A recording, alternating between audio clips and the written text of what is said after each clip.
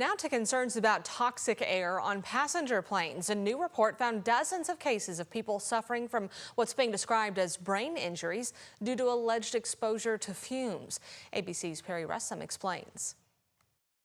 An investigation from the Wall Street Journal is raising concern about the number of flights with toxic fumes on board and the potential health consequences. Our union has been concerned about this for decades, and we've been concerned about it because of the very real life consequences that crew members have faced because of contaminated bleed air. On most planes, air is pulled in from the outside through engines using a system known as bleed air. If any seals are worn or degraded, oils from lubricated bearings enter the air and vaporize in the heat, releasing unknown quantities of toxic compounds. According to the Wall Street Journal, over the last 20 years, a neurologist has treated about a dozen pilots and more than 100 flight attendants for what's being described as brain injuries after alleged exposure to fumes on planes. The incident spiking in 2017, reportedly driven in part by leaks on the Airbus A320.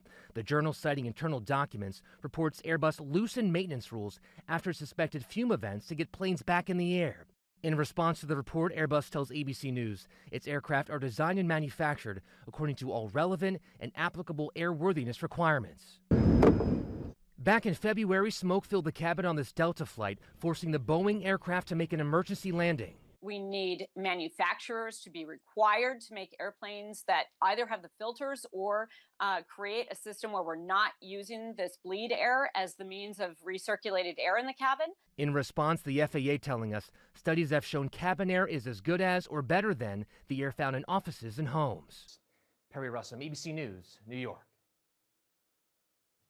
Now, a recent bipartisan bill proposed in Congress would require specialized filters on those planes.